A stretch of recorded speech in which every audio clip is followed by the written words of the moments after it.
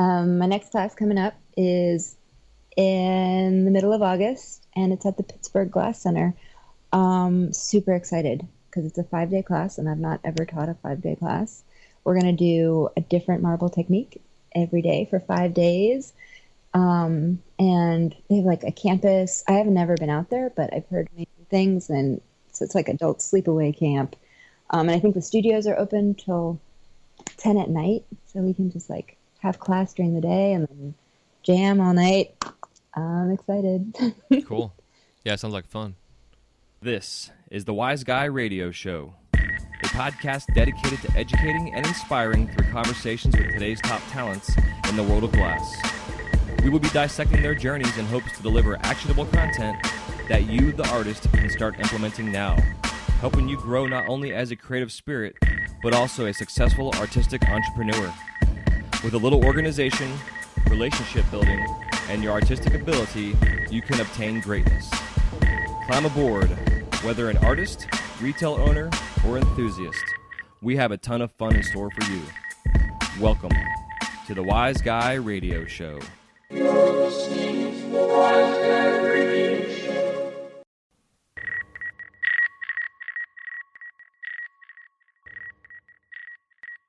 This episode of the Wise Guy Radio Show is brought to you by American Helix. The American Helix is a revolutionary new concept in smoking technology. Designed and manufactured by American glassblowers, this pipe is light years ahead of its time. Based on Bernoulli's principle, the shape of the pipe, along with an innovative intake system, creates a Venturi effect through precision microholes in the chamber, which results in a slower burn that conserves tobacco and gives a smooth, refreshing smoking experience, making the American Helix the smoothest hitting pipe on the market. For further info or to locate their products, you can find them online at AmericanHelix.com. That's AmericanHelix.com. Hey, what's happening? Welcome to the Wise Guy Radio Show, episode number 163. This is your host, Jason Michael, and thank you so much for tuning in today. Today's episode features Sabina Boehm. She is a glass artist out of the Northwest, originally from Canada, and then lived in Miami and grew up there, and then moved out west where she began her glass career in the early 90s, about 93, 94. Started off making functionals and what have you, and then got into more of her passion that she's doing now, which is marbles. Specifically implosion compression marbles with these butterflies and dragonflies. Well, the dragonfly she hasn't gotten yet. However, her butterflies are amazing, and she does these flower implosions. A lot of really amazing, beautiful stuff. You can find her on Instagram at Girl Glass, and it's spelled just like it sounds, Girl, glass. And she is definitely an amazing conversation. She does everything from melt glass. She is an aerialist, acrobat, for fun, not really for show, but just for the fitness and exercise, and also a mother. And we had a lot of fun in this conversation. We went all over the place. We stayed on topic, and then we'd get off the rails and go completely down the road, and then come back to topic, and kind of, usually you know how this show goes. So it was a lot of fun. But definitely check her out again on Instagram and all the social feeds. I have a class link for her coming up that she talks about at the end of the show. She has a 5-day class up in Pennsylvania that she's doing that's all about marble techniques and marble patterns. It's going to be 5 days, every day, different type of techniques. Pretty cool. She mentions it towards the end of the show. But yeah, so also there's a link I have for a webinar she just recently did with Glasscraft that she talks about too. So a couple different things, ways you can check her out and either take a class in person or virtually and learn how she does what she does. And she does get into a little bit in the conversation. I do pick her brain on some things. Some things it's you know, as a lot of us are more visually learners. I tend to get to have the opportunity to learn both visually and also by being told about something. But I know a lot of us, we have to see it in person. So she describes a little bit of her technique, but I really would suggest that you, if you want to learn this stuff, to take one of her classes. And she learned a lot of her techniques from a couple classes that she took with John Kabuki, and then spent some time with him while he was in the studio that she was renting space at or owned or whatever. I can't remember exactly if she owned it or if it was a collaborative space, but either way, it was a lot of fun conversation. She's definitely a cool chick. She's a badass glassblower and a badass in general. So give her a look. As you can tell by the sound of my voice, I am tired. I had a fun long day. This is Wednesday right now. I'm recording this, and Monday my daughter and I went to Disney. Had a blast. We go Disney bounding, which means that we wear clothing that is similar or familiar to our favorite characters. And we went as LeFou and Gaston. She went as Gaston, and I went as LeFou. And for those that have seen the newest Beauty and Beast movie, he's actually the first out of the closet gay character in a sense in a Disney film. And then in the original Disney film, he was not. I mean, he probably was, but they didn't say he was. And a lot of folks were asking me which version I was going as, and I said I was going as the Metro version, so kind of a version of in between the two perspectives. But we had a lot of fun, a lot of screaming and yelling and laughing and holy shit times. So I don't have much of a voice, especially after today of doing a full day of hot shop demos and verbalizing the demo in the process. So pardon my raspiness here. But yeah, so that being said, I definitely hope you enjoy this interview. Before I forget, I want to let you know and make sure you remember that Mountain Glass is having their June sale, which is their Boro and soft glass sale. You can get Pyrex brand glass right now at 40% off. Just put in the code Pyrex at checkout. And then for all you soft glass nerds, they have their double helix on sale for 10% off. You can just put in the code D Helix. That is D Helix for the Pyrex. Just put in the word Pyrex at checkout. So also go show them some love. They have a lot of things going on. With their 15th anniversary, they've got free stickers they're giving out. They have merchandise and stuff. And they have a new Golden Gate glass that is just specifically for them, exclusive for them. And also, I'm not sure if you guys saw, too, they're now carrying Glass Alchemy occasionals. I almost called them offs. But they're occasionals now that they have. And I believe it's an exclusive thing for Mountain Glass. So it's so cool to see a company that I've been dealing with, and I'm sure a lot of you have been dealing with for so long. I've been dealing with them for over a decade now, and just to see the growth and where they are and helping our community out, it is super awesome. And we have American Helix and The Flow back on for sponsorship for the show, which is amazing. And we have a little special reward for you all here coming up here in the next show. I'll be announcing with The Flow and myself. Some of the stuff we're going to be doing on the show is going to be published in the magazine as well, coming up here in the collaborative issue, which I'm super excited about. And I'm sure you guys can maybe hear my roommate in the background. He's has a loud voice. Might be talking in Japanese right now. I'm not really sure. He's watching Japanese animation, and he knows it pretty well. It's pretty funny listening to it, but it's getting sidetracked here. But yeah, so go check them out. Any questions, comments, concerns, sales you guys want to check out, go to mountainglass.com for all details.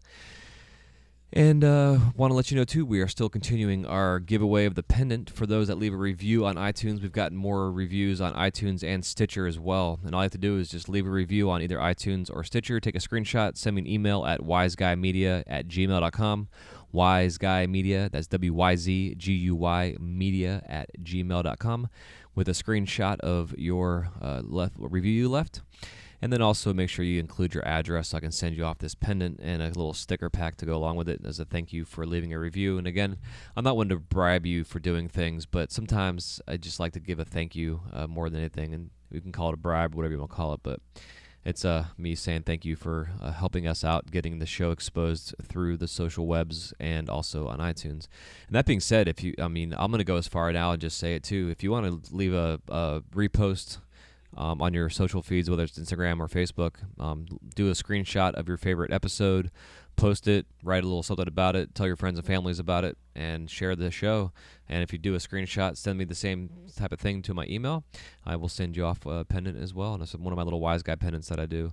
And when I sell them, they usually sell for about $60. Just kind of put a number on it. But for me, it's priceless because your review is also priceless. So thank you from the bottom of my heart, and hope you enjoy the little free gift there to get that. And also wanted to announce one more thing before I forget, is that we are getting close to 1,000 followers on our Wise Guy Radio Instagram page. I think it's at like 976 right now. I'm going to be announcing on my Instagram here very shortly a giveaway that's going to be a very nice big prize for you as a thank you for all the downloads and listens. We are just now over 95,000 downloads on this show, which I am blown away by that. It's just fucking awesome. Being a small niched-based show, it's rare for this show in sense. They consider this podcast to be in like the top 5% in terms of being in a niche type of category. Not only are we in art, we're in fine arts, but we're also in glass, and it's pretty badass that we have this reach.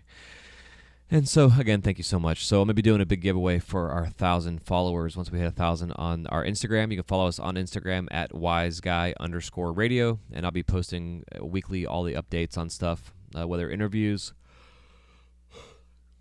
or happenings, whatever. It's also late. It's like 1 a.m. right now, so I'm fucking pooped.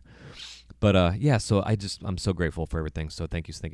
And with that being said, if you want to help out the show, you can just go to wiseguymedia.com/support. You can go on there and use our Amazon portal. All you got to do is just click on the Amazon link and buy what you need to buy.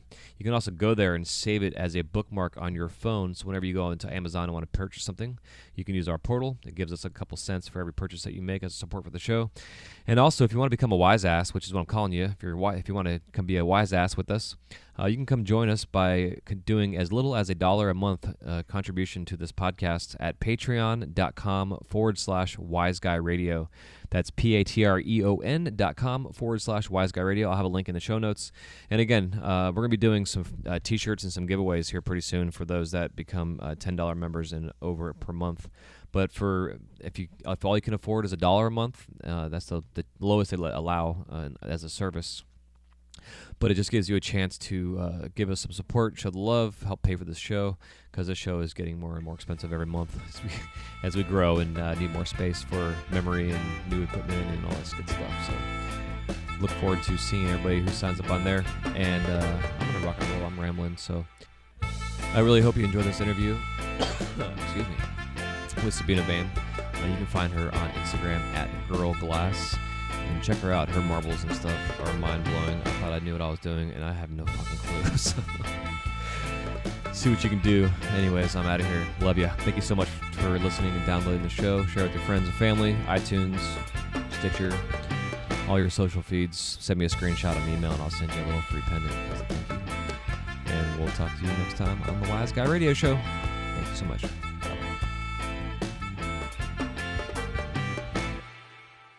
Look up, man, just look up and you see it. I'm not gonna try no man, no way them do it. It's a part of a plan, an attempt to deplete. Compromise, I and I, immunity. Look up, man, it's so easy to see. You pay attention, it's easy to see. Modification, them I take it lightly, but them human just like you and me. Or maybe?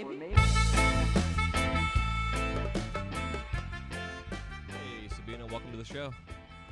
Hey, thanks for having me. Yeah, no problem. Stoked to have you on. As we were talking pre-show, I was flipping through the old Instagram pages and came across your marbles, and I think I pooped my pants like 4 times because just blown away by your stuff. And being an 18-year-old cocky glass blower, I was like, I could do that shit. And then I realized I had no idea what the hell I was doing. So I wanted to reach out and talk to you because it totally inspired at that point where I was at with the whole marbles and stuff. And I've been on a marble kick lately because of it, so thank you for that.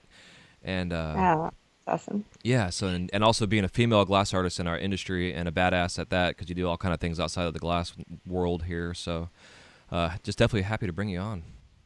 Right on. Well, I'm happy to be here, and I appreciate the compliments. It's making me blush. Aw, I like making you blush, so no problem. Right on. So before we get all sidetracked here, if you want to start off by giving us your origin story and where you got started with the glass. Yeah, sure. Happy to. So I took an apprenticeship back in 1994. So, I think that was one of the few ways you could learn. Mm-hmm. Definitely one of the only ways you could learn to make pipes. So yeah, I took an apprenticeship from a guy who was sorely underqualified to be teaching glass blowing.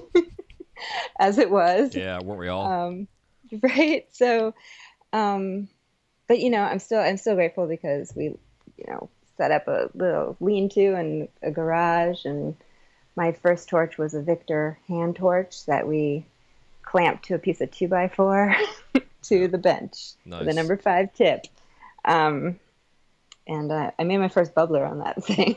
So it's possible. Oh yeah, I used to make bubblers on a minor bench burner, so I totally understand. Yeah. And they sold it at a kit. It was really affordable. The regulators were great. I think I still have the regulators from that kit, and they still work. That's awesome.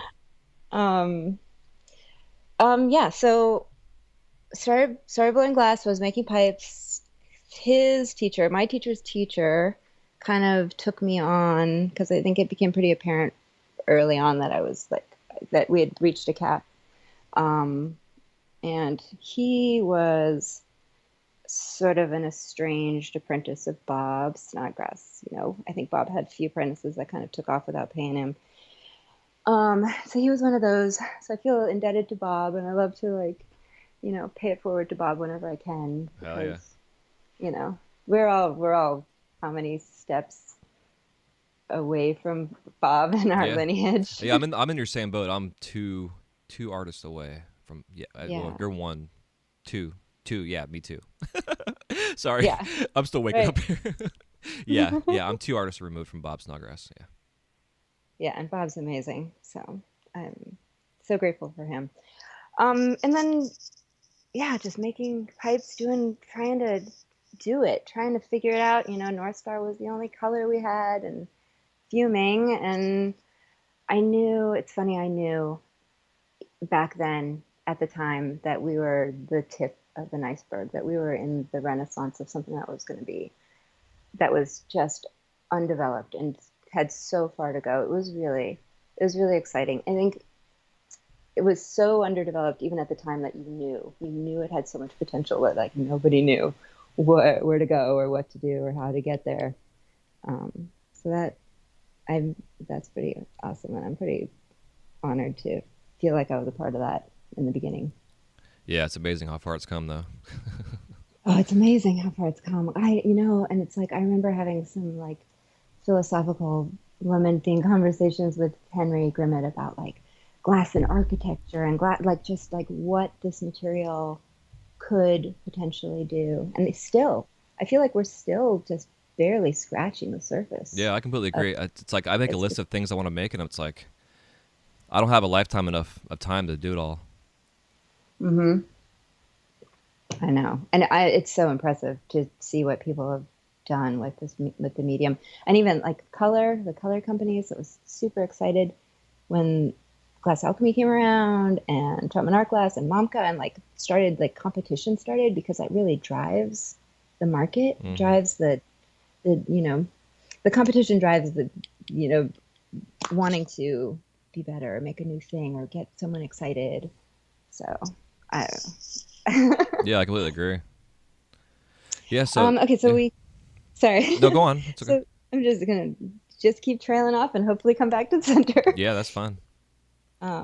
We started blowing glass. We kind of went from out of the garage into a shop that we rented, and we had a few glass blowers. We were doing that until that went, terribly wrong, like it does when you get a whole bunch of big personalities together. Mm-hmm. And from there, I opened another glass studio the original glass studio was sort of meant to be a cooperative, which didn't really turn out to be a cooperative. So then I opened another studio that I ran as a true cooperative. And that ran for 6 years. And that was really great. It was really nice to just have a community of people doing their thing, coming together. And that was here in Seattle. Probably in 98-ish, 97. Okay. Yeah, and there wasn't the internet. There wasn't a lot out there. It's like I feel so jealous about glass blowers that are learning to blow glass today. Yeah, no kidding. And people were so close-lipped with any technique or any progress, which was unfortunate. There was no women in glass. I mean, there were women in glass, but there was no women Boro pipe makers. Mm-hmm. I mean, a couple. But, and I think like a lot of that has changed, which is really nice. Yeah, I'd love to see the female scene that's blown up over the last 5 years. It's awesome. Well, glass is so feminine. Yeah, great. Yeah. It's such a feminine medium. It's amazing that there aren't more women just drawn to it, doing it. So it's amazing we're not dominating it, Yeah, no kidding. You will eventually, I'm sure. Domination. No, I have no desire for that. So let's see. I then took a class from John Kabuki in 2003, maybe. Out at Emmett's studio in Bothell. He's got this little studio. It's kind of awesome, out in the middle of nowhere. Mm. I think I took a color class from Henry out there too one time. And then John ended up coming to my studio, to the Glass Cooperative, and working there for a little while,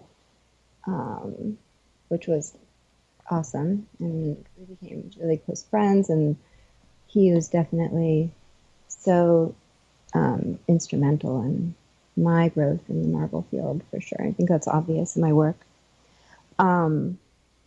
And then we worked together also at Momka's class when Momka moved to Linwood and started doing her own thing out there. Hell yeah! How long did you go work at Momka for? Did you work for, like you're saying, for the company or in their studio? For the company. So doing color testing for Momka, about 2 years I worked there, and that was pretty amazing education, seeing that chemistry side of glass and learning. I learned stuff about glass that I don't know that I could have learned anywhere else. Yeah, I'm sure. Watching her develop colors and that whole process. So that was pretty cool. And there's a lot of drama in color and in glass, and I try to really stay out of that because I love all the color company. I love all the glass, all the colors. Mm-hmm. And each color company has definitely the thing that is amazing, and I couldn't live without. So, yeah, it's good. Yeah, speaking of the drama, I've always found, like, since day one of being in this industry, back from the old days of even before glasspipes.org, when it was like the GLDGA or whatever the hell the lampworking site thing was that we had, the forum. It's like, God, we had the biggest group of fucking divas that I've ever seen in any field of artwork. And I can't say that artwork because I'm not other artists in other mediums, but I love it and I hate it all at the same time, because it's like, it's entertaining and it's educational and it causes growth, but then it's like, oh my God, are you kidding me? All this drama. I don't go to the forums because I just can't deal with it. Oh yeah, no, it's intense, and I think that glass maybe attracts a certain type personality, type personality. I totally is what agree. I call it. Yeah, totally. Yeah, all the glass holes. Everyone is like, I am so good, I'm amazing. And it's like, yeah. I guess that there's something to that, though. I guess it sells your work. No one's gonna believe in you if you don't believe in yourself. It's true. I agree, absolutely. But your glass has to back that up too at the same time. Absolutely, and it's hard. It's hard to deal with that. It's hard to deal with several of the. If you have a couple people like that in the room, you're like, oh. Yeah. Yeah, I think it's why a lot of artists choose to work on their own in their own little cave by themselves. Because I always laugh because I think that our industry too, like, we're like the largest group of recluses and introverts. But then you get everybody together in one space, and you got to watch out. It gets crazy. It's and it's a party. Yeah, it's like a bunch of nerds just getting together and having a blast. It's funny. Yeah. It's awesome. I love glass people. I'll give them shit, but I also same here. One of a kind. Yeah, amazing. Yeah, exactly. So with the Momka thing, did you actually get your hands involved in, like, helping do, like, formulas and come up with color ideas and names and stuff for them, or is it just mostly just practicing playing with it? No, not at all. No, I think the chemical stuff, like, that scared me. It scares me a little bit. Also, Momka's this old Bulgarian. She's just like, she's in it. She's committed. Yeah, and like, she's got, like, in Bulgaria, I think there's a different level of safety, and although she was always safe, and I always definitely felt safe, I didn't know enough about it to not be scared. But I did help with some of the naming of colors and some of, like, they did those color combination, multicolor, like the little flower. Yeah. Yep. So it helped a little bit with designing some of that, and that was really fun. And naming colors, which I totally love that. That's fun. The most of my education was just from listening to her troubleshoot or listening to her talk about it, and that aspect, and really learning. Testing glass, you really learn on a different level the stretching the parameters of a single color, like what it will do or where it stresses or, how it wears out. Really trying to, you know, figure that stuff out before you put a color onto the market. Yeah, it's huge because I know for myself, like I've kind of said it several times, but like like as you're saying before, we had like 7 colors, back in the '90s, and then and we got away with a lot of stuff like we didn't know we shouldn't be getting away with, and then like now we have like the soft glass palette with like 300 plus colors and all these boutique companies and everything else, and it's like you got to know your shit to be able to to get away with some things, and we can't get away with what we used to get away with. Like we got to know this stuff. Not necessarily inside and out, but it's gone beyond trial and error, Yeah. Well, and there's so much information out there that it should be easy. Yeah, this is true. Easy to learn. Someone else has probably done the work, if you just take the time. But I don't think you can learn it the same as if you do it. If Yeah. And everyone's torch is different, every flame is different, and like, if your pressures, you've got to find your own parameters, right? Mm-hmm. Yeah. Yeah. So, I'm sorry. Go on. Which is so much fun. No, go ahead. Well, because I was going to ask with the torch thing, when you got into Momco, what kind of torch were you working on there for the experimentation side of things? Let's see. I started on a Victor hand torch, and then I bought a Carlisle when I got serious. When I decided that this was the thing I was going to do. So probably in '95. And I blew on my Carlisle until 2005 when I won a Mirage at the Eugene Glass School of Flame Off, nice. which was pretty awesome. And yeah, I never went back. I mean, the Carlisle was amazing, and it was such a work truck, and I love that torch. I mean, we had quite a great relationship for a very long time, but I love my GTT. I love my Mirage. I mean, I felt like it went from, a work truck, which would definitely take any beatings, to kind of a sports car. Yeah. I had to baby a little bit, but yeah. Yeah, I'm still enjoying my my Volkswagen Beetle, aka my Carlisle. Your Carlisle.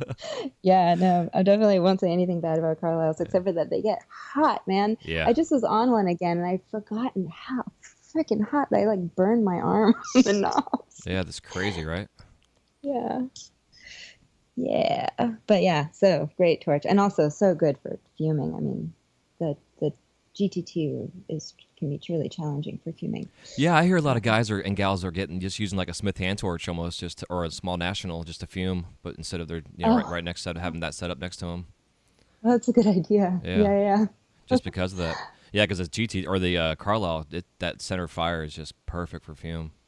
Oh yeah, it's made for it. Yeah, absolutely. Yeah. So, sure. And it sounds like too, like running a Carlisle, doing color experiments is really going to help you learn the color, because the Carlisle is rough on color. So like learning all the it can cadmiums be it's much more reducing flame, right? For sure. Yeah. Yeah. So we were doing some tests on a few different torches, but. Hell yeah! So I guess on that, I mean, I don't know if you want to give away any of Momka's insights, but so like on the colors, the rods that were multiple colors, like I used to love getting like the Marley with the Rasta colors and stuff. Yeah, and, so fun, right? Yeah. So how'd you guys make that stuff? Was it all? I mean, I just kind of thought it was some kind of vac stacks thing, but I don't know. Do you know how they were doing that? Yeah, I can't tell you. I didn't think so. Damn. Yeah, I mean, I signed an NDA, and then. Yeah, I'm sure. Yeah, because I know there's like certain trade secrets. I had to ask anyways, because I'm always curious about stuff, because we'd sit there and study those rods and like, damn, what are they doing? And this is before we were even doing like stick stacks, before it's like pre-vac stack stuff. So. Oh yeah, no, I know. Oh, and it's amazing how far. I remember the first time I fumed the inside of a tubing. So I didn't put any color or anything. So this was back in like probably in '94. I was just like, oh, I'm gonna fume the inside, see what that looks like, and it gives that cool, like kind of ghosty. And my teacher at the time gave me such a hard time. He was like, that is going to be so bad for people to smoke through. Like, what are you doing? Like, you can't do that. I was like, oh, no, I mean, it's cooked in. I think it's fine. Mm-hmm. But like that, like trying to figure it out and not knowing like what was safe or what was okay. Yeah, because I used to hear the same shit, but I'm like, there's no way that's going to come off. You know, I mean, doing Yeah. like an inside out, like I've seen some inside out Fritz spoons that were not safe because they were not fully blended in, and there's like chunks moving around you could scrape off. You know, like that shit's dangerous. But doing some inside out fuming, but you know, but again, like you're saying, we just didn't know. You know, it's like all the years of when the Italians were using lead glass, they didn't know it was killing them slowly. They had, you know what I mean? It's like, Oh yeah, you know, for sure. No, I know. We are all dying for our art. That's okay. yeah, we're all, yeah, ain't that the truth? No, I think that glass blowing is pretty safe, and like glass is pretty inert, and I feel like there's enough education out there that people do a pretty good job of staying safe and learning how to be safe. You know. Yeah, yeah. Did he eventually like be okay with you doing fuming on the inside like that? Oh, I didn't really give a shit. Perfect. Good answer. Yeah, like I did some research. People drink little, like like silver. Yeah, you don't want to breathe it, and it can affect you. But I don't know. Like I wouldn't drink wine out of it or Right. orange juice out of it. Like I think that there is something that would dissolve it, but like smoke cleaning, I don't know. So I just used my common sense and kind of told him to fuck off. Yeah, yeah. Well, there was years ago I heard a lady on a doctor who specializes in metals in the blood system and whatever, and she was doing a whole talk on like the local like gun ranges and how people are getting sick from like the casings and in the water and the lead poisoning and whatever, and but she was like, if there's any questions afterwards, call me after the show and I'll talk on the air off the air. So I called her and asked her about that, inhaling gold and silver fumes, and she was saying definitely gold is not good. Like it's neurological, the whole 9 yards. Is terrible for you to inhale. But silver, she wasn't sure because she knows that there's different variations of silver that you can use for medical use. But she was saying Well, that, I know it'll turn you blue, right? It'll turn you gray. yeah, turn you gray. Yeah, yeah, exactly. And that was like the one thing she said. But she was saying there's some kind of fungus that you can get in your lungs. It's not like you're not gonna die from like metal poisoning, but you can get like a bacteria, fungus of some sort that can start to develop in your lungs. Whoa. And I'm not a doctor, so don't anybody quote me at this, but that was something that she was talking about. I was That's like, oh. crazy. I've never heard that. Yeah, That's so wild. yeah, I wanted to check that out because, we're exposed to so much shit. I mean, just fillings alone that we have in our Yeah. mouths. People are getting sick from those from the silver exposure. Oh my God, just food alone. Yeah, tell me about it. Really, We can go on how for 3 far days down about this that. wormhole do I really? It's like YouTube. It's like the next thing I know, I'm looking at pipes, and the next thing is cats. It's like, what the fuck? Where am I doing here? And it's been 2 hours. You're like, how'd I get here? At least. For real. For real. Yeah, exactly.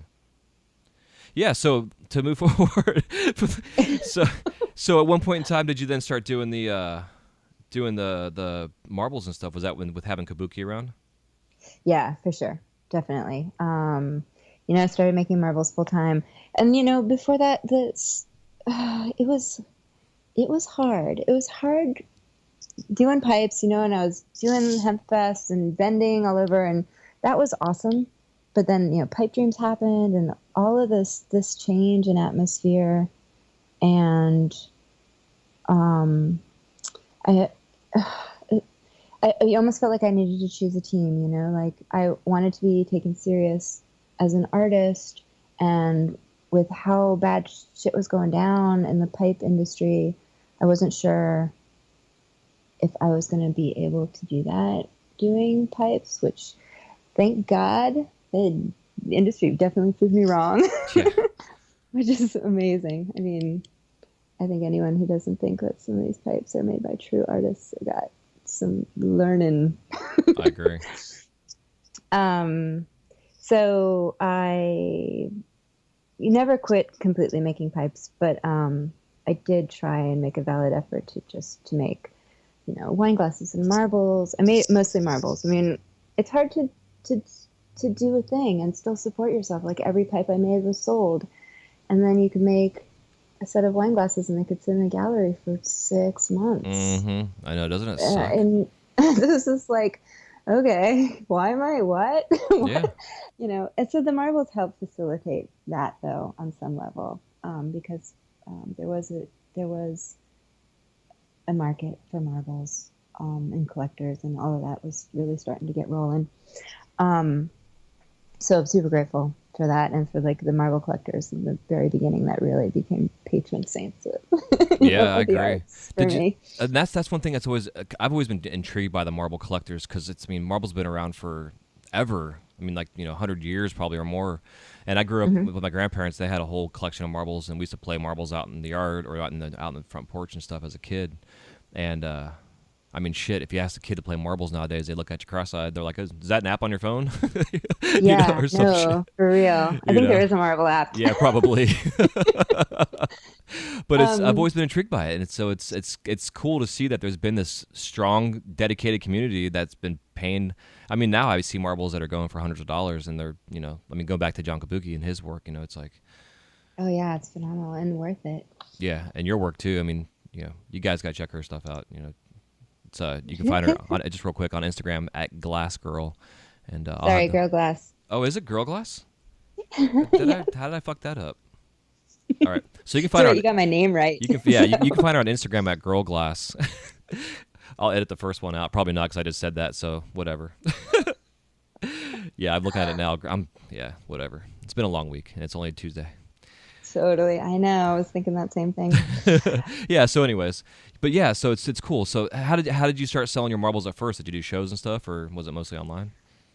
So marble shows, yeah. There was kind of a marble show somewhere in the US every month, I felt like. So a lot of traveling to do that. And then eBay, um, selling my marbles, all my first marbles, like $20 a piece on eBay, all day long, which was kind of the, first way to like reach a large audience, Yeah. and made that, now eBay is like this giant, vast chasm of like so much stuff that I don't think you could possibly find anything there. Maybe I'm wrong. Maybe I've just lost track. No, I'm in the same boat. All these online shops anymore, it's like Facebook anymore. It's like everything's so congested. It's ridiculous.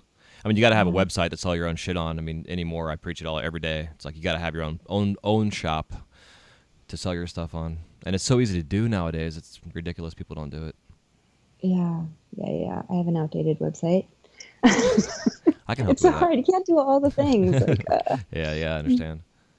But yeah, so that's awesome. uh, So you were able to support yourself and make a living doing marbles.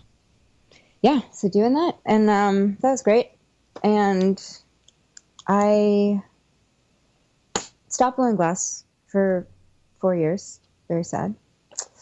Um, because of my daughter's father passed away, and life imploded as that stuff happens.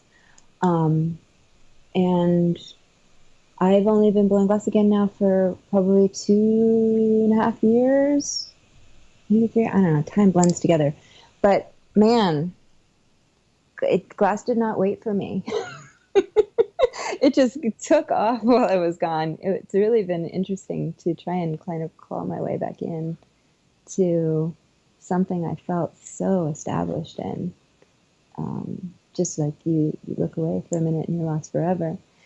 So that is really, really interesting, So coming back in, figuring out that like what Instagram and Facebook and people are, and auctions and all that stuff was happening. Is kind of amazing. Yeah, it's completely changed our landscape. It's It amazing. really has. It really has. In such a great way, because I think that galleries really had a lot of control over artists on some level because, marketing glass to a mass community, like I see so much terrible art, and I'm not talking about glass, but like paintings and like things that are just like, because people want glass that like matches their house, like matches their coffee table or like fits in their theme. And so I think that the galleries kind of they push the industry in a certain direction, and you want to sell your stuff, put stuff in the gallery so you make what sells. And I think that the internet has really opened up the market in a way that you can sell direct, or you can really put it out there direct and get feedback immediately on the things that like just need to be made or come out of you, not because you need to pay your bills that month, but also just because you know, and then hopefully someone will like it. Yeah. Someone will see your passion, or like, you know, it's hard. It's fine. It's a hard line between making what you want to make, what just is boiling up inside you, and what you need to make because you know it'll sell, or what people want you to make. Yeah, I completely agree, 100%. And I think that's what you're saying. Like, is the beauty of this industry now. I mean, I still think that there needs to be a bread and butter, you know, type of thing going on. However, it is still nice to be able to sit down and be like, what am I gonna make today, and then just Yeah. do it and Yeah. you know, release whatever's inside your soul. Like that whole Michelangelo quote. I don't know. I just paraphrase it, but the whole, like, he looks at a slab of marble, and his whole concept is just to remove all the crap to reveal the angel that's trapped inside of it, you know, kind of thing. Yeah. Like it's beautiful. It's you know, for us to take this weird medium that we have and create the same kind of thing. It's so neat to like I get so excited to go into the kiln, you know. Yeah. Oh yeah. It's you know, Christmas. yeah, totally. It's so funny, and now that I'm doing the hot shop work again, I'm in the same boat. Like I'm learning how to make pumpkins, and it's like. I know soft glass guys that have been like, oh man, I made 20,000 fucking pumpkins, but like Yeah. my first couple pumpkins, I couldn't wait to get back to work to open that kiln up and see them. No, and you go to bed dreaming about what different color fruit combination is going to Yeah. be the thing. Yeah. You know, and that being said, I wanted to back up a little bit to your time off, you know, not to get too deep into your personal life, but did you find like you were still having this yearning for getting it out of your soul, or was it like, Oh yeah, no, it's so hard. Oh, it's so hard. It haunted me, I Yeah. think. But you know, like you have, it's hard to hustle all the time, and if you're like can't get out of bed to like make the things, you're not. So I needed to have a paycheck, and so I ran a medical dispensary actually here in Washington for 4 years, and that was also awesome. And you know, and like kind of on the edge of my industry, yeah. you know. So yeah, but no, it haunted me. But do you think that that time off also, and I mean the fact that it did haunt you in a sense that when you came back to it, like you really had, like you jumped in head first, more or less, I guess is what I'm trying to say. Like you, Yeah. Oh yeah. really found your groove. And you know, like some of the like mechanics were gone, but it is like riding a bike. Like it's stuff came back. Mm-hmm. The first marble I made after not making a marble for years was really great. I was like, wow, I still got it. That's awesome. Hell Like, yeah. yeah. So it's like it's still in there. It was still like in trying to. Yeah, I know. So I don't know. We were talking about what you make, and what you need to make, and what you should make. And I don't know if you saw the corsets that I made last year, and I made 2 more this year. Rad. No, I didn't. Or They're maybe on the social media.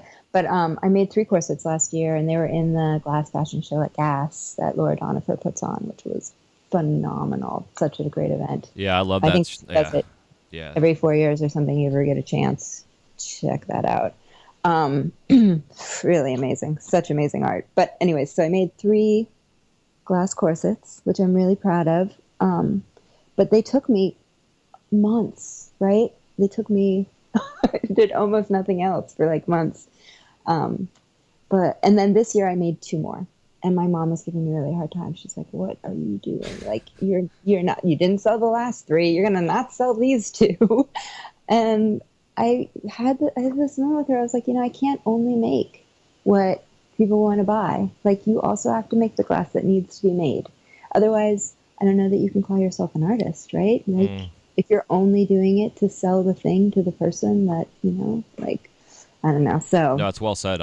Yeah, totally. that same thing. Like, I did find that so when I wasn't doing glass, like, it was coming out of me in other ways, like other artistic house projects, or, you know, some creative sewing project, or some project with my kid. She got the brunt of it. We've done lots of weird things.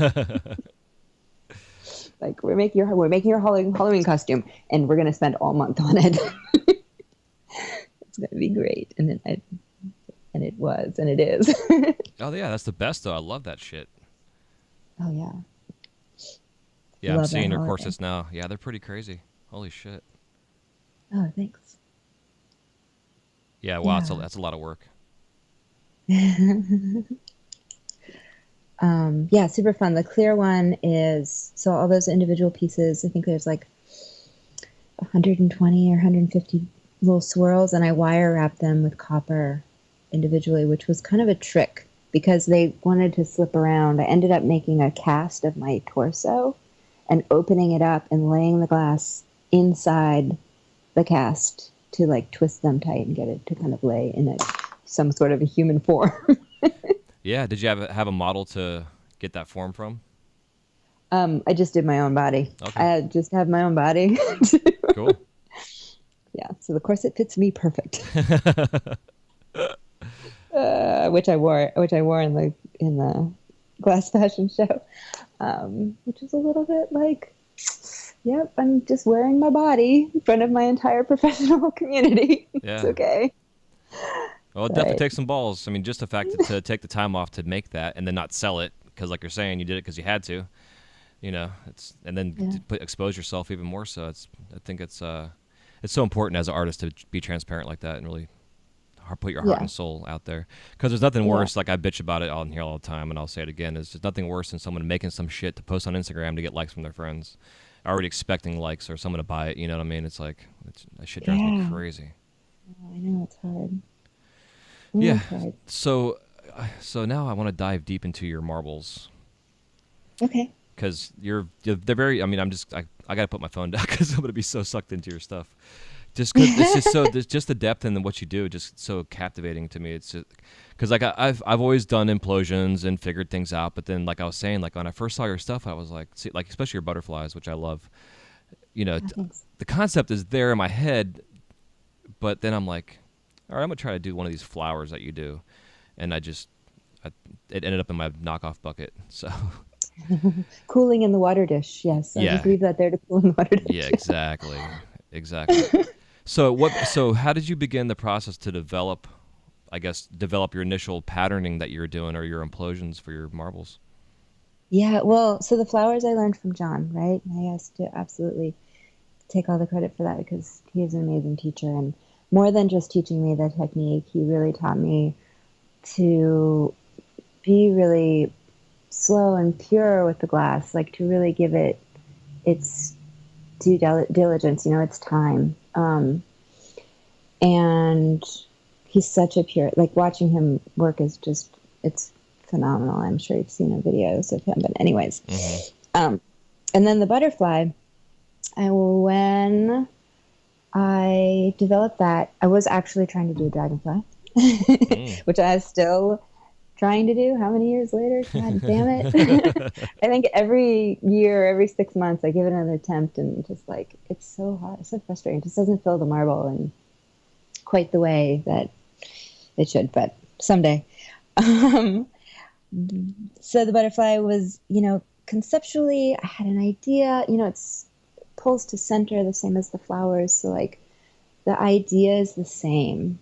And then outside of that, it's the angles and then the timing, like when you place it, how much you embed one layer before you put in another layer. That sort of stuff was, just trial and error. And like all of the first butterflies for months looked like they hit the windshield of the car. Like just mangled sort of butterfly flowers. That's funny. And John was in my studio. We were at Momka's, I think, at the time, and he definitely was like, well, what do you think if you did that different? So that was really nice to have someone to bounce stuff off of. And then I really got serious with butterfly leading up to the Eugene Glass School Flame Off because I wanted to enter that, and I wanted to do a butterfly, and that worked out really well for me. Yeah, I guess so. Holy shit. Yeah, so I won my GTT, which was amazing. And that school is amazing, and that whole Flame Off, that whole event was just, I would say it really influenced my relationship with glass and the glass community in a big way. Like the prizes were so good that people would come from all over to attend that event and bringing their absolute best A game. So it was really awesome to see people trying that thing for the first time or coming down there and really pushing their limits of even what they were doing. And it was a great community. And I think that they're still doing something, but um, I haven't been. But I was going every year. So I won the marble competition in 2005, and then I also won again in 2006, which was pretty Wow. awesome. Rad. But then I had a dilemma for 2007. I was like, because if I won it again, I would feel terrible, and if I didn't win, I would feel terrible. So I was like really stuck to like not. I ended up competing in, but not. I didn't enter for marbles. I ended up doing some other stuff, which was really fun to kind of push myself out of my comfort zone. Well, yeah, that's kind of I'm glad you brought that up because definitely being a marble maker, I mean, again, there's so many things we could make. It's easy to spend the rest of our life making something, But yeah, well, so you're trying to like, make butterflies, but then I'm seeing like you're doing implosion flowers and little bubble traps and stuff. So like, do you set yourself up to like certain days of the week you're doing certain things, or is it just whatever mood you're in that day you're going to do it? Yeah, I mean, even if I decide that I'm doing certain things on certain days, that doesn't ever work Yeah, out. yeah, I definitely, I mean, I will usually have some deadlines with some stuff that I eventually do, and I'll usually wait till like the day before it's due, the absolute last of course. minute that it's due, and right, because I work best that way, I guess, because I love the stress. No. Dude, I'm in the same way. I don't know what the hell it is. I mean, I get bitched at by friends like, dude, why you wait so? I work better Oh, that way. I mean, I presents, know. whatever I'm doing, it's like the day of, I'm the best at getting done what I got to get done.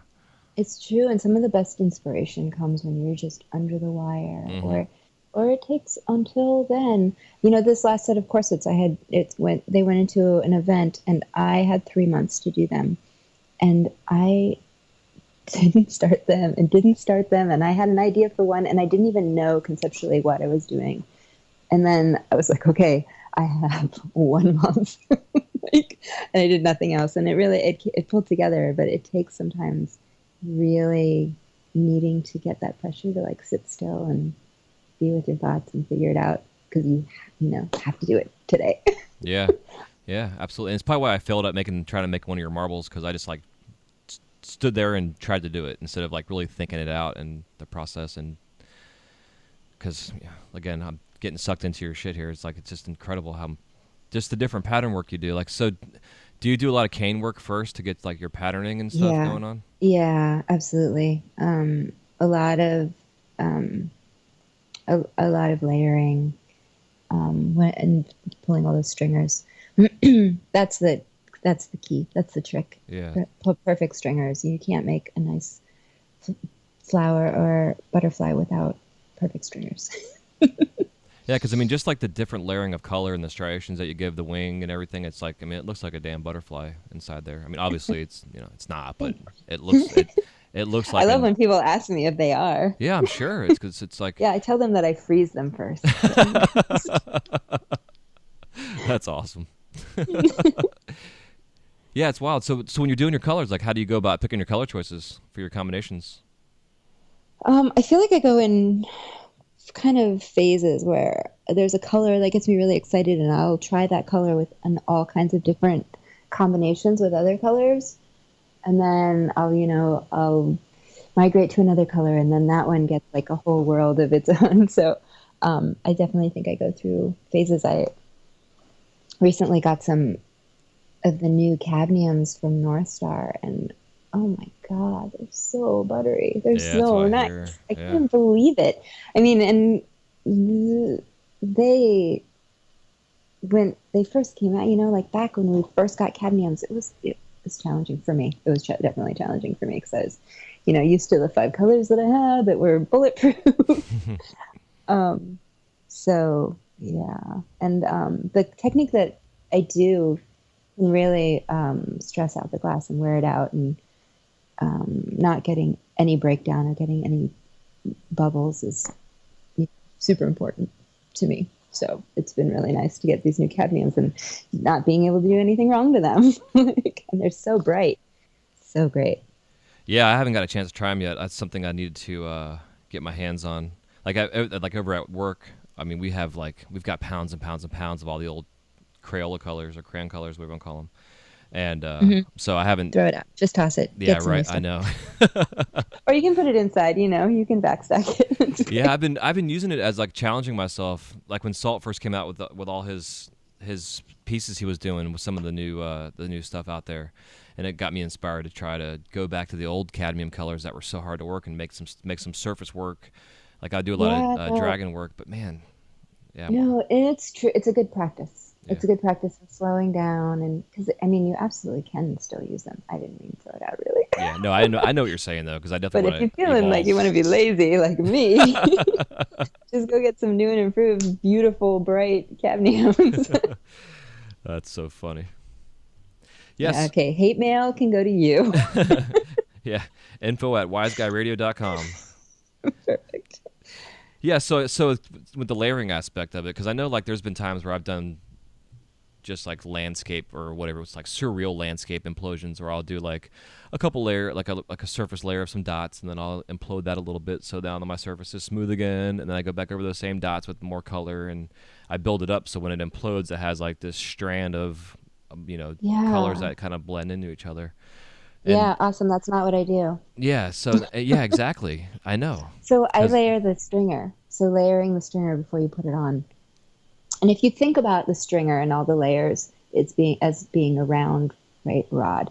And if you were to like flatten it out or cut it in half and stretch it out, so the colors that are on the outside become the very top and the very bottom, and the color that is the core becomes the whole center area. Does okay, that make sense? yeah, totally, yep. Because like the color that's on the outside is still in the center, but it's stretched so thin that it becomes, totally transparent.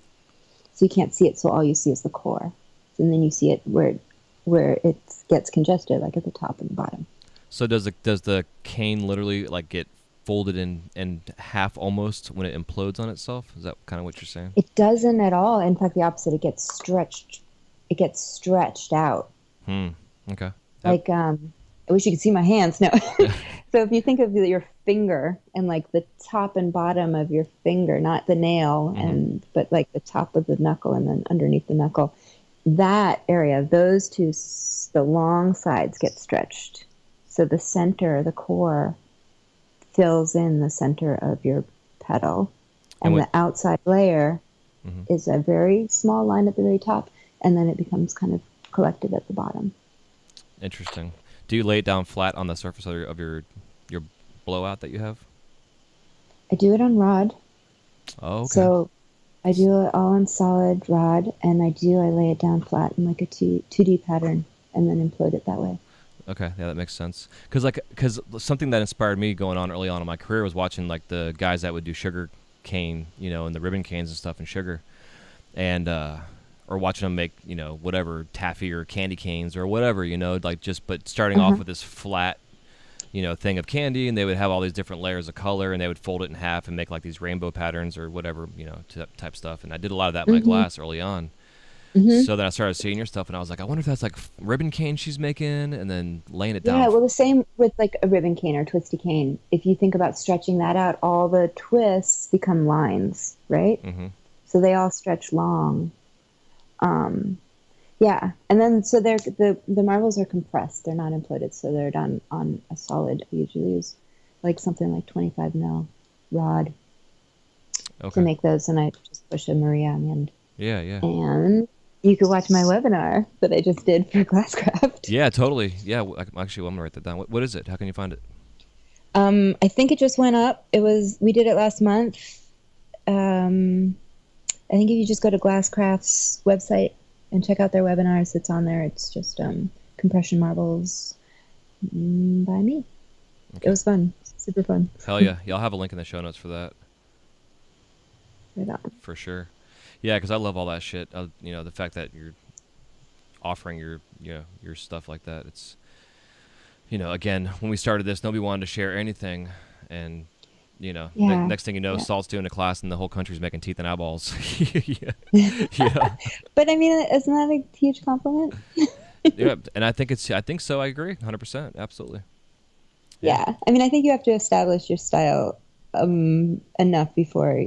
I think that it's hard to give up some of your techniques that you're just still working out because someone else can run with it. Yeah. But But mostly I feel like, if you can't stay ahead of your students, that's on you. Mm, You 100%. teach it and people are going to get, you got to keep pushing the boundaries of your own art. And I think teaching makes me do that, right? I Yeah, need yeah, to, absolutely. I need to do the next great thing. And I think teaching too allows you to really take what you know and break it down. I mean, if you're able to, which makes a good teacher, but to really like blow it up and like dissect everything of how do you go through this process. Because like I'm doing this whole online course here, I'm launching here soon, and I've had to go back to like the very, very, very basics, because what I'm trying to teach is like a fundamental class of courses where people can take these online classes and learn really basic fundamental techniques in lamp working, so they could take Yeah, your that's webinar. awesome. I saw that. I heard you talking about that. Yeah, it's so important, Um, because then they can go take your webinar and they know what the fuck they're doing. But because there's this whole generation of like the Revere glass artists or other those generations out there that have learned online, but they can only do something specific that they learned they saw. oh yeah, but also You know. so great. Revere, I mean, Yeah. so awesome what he is doing. Yeah. And I used to teach quite a bit, and then I stopped going class for 4 years, and then I've been teaching again a little bit, and I really noticed a difference in students that come into my class. And I think, I mean, I know it's because of the internet, Mhm. because people, there's so much information out there that students, even if they've only been doing it for just a tiny short amount of time, they're so educated. They really have a grasp to the concepts in a whole different way, in a much different way. Yeah, it's neat, and like you said earlier, I'm definitely envious and jealous of the whole process. Yeah, yeah. I love teaching. I don't think that it's for everybody. I think it's you have to speak to a lot of different people in different ways that they learn. Everyone learns in a different way. And it's hard to teach a whole group of people that all learn different. Yeah, yeah, absolutely. It really is. Yeah, I totally agree, and that's why I'm trying to simplify what I'm doing. Like I have the beta test cat's going to be going through. We're starting in 2 weeks, and they're going to help me really fine tune everything to make sure that I can teach. Because the three guys that are my betas, they're definitely all a little bit various levels of glass blowing, but also personalities, Awesome. obviously, which is nice. Oh, good. Yeah. You know, That's so good. so it's gonna help out a That's lot. exciting. Awesome. I'm excited to see that. Yeah, yeah, thank you. Yeah, and my student Richard, who I'm temporarily holding down fort with right now, we have our studio here, and he had a basic knowledge when I first came in to help him out, but he's allowed me to come in and just start him off from scratch, basically. So what we're going to do, too, is that we're going to do a whole series on how to teach properly, because a lot of artists get to a point where you need to take on an apprentice, in a sense, to help yourself out, whether it's with packing orders or whatever you got to do. But so we're going to do a whole video series on how to teach, how to do properly hold an apprenticeship, per se, type of thing.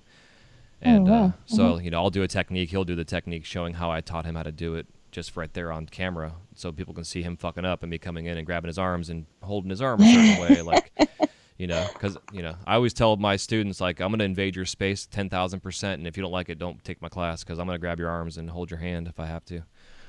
Yeah. Yeah, totally. There's so much body mechanic involved in what you're doing. You can't be like, hold your elbow up and your hand down. You got to just physically grab them, and because I think most Oh, of yeah. us learn better that way. We all learn by watching. Yeah. Yeah. And the term keep spinning always for students means to put it back in the flame. Like, no, put it back in the flame. Just Yeah. don't stop spinning it. Yep. Oh, yeah. No, I know. Well, the technique that I do has such fine, tiny adjustments to make that, to make such a huge difference. I get that.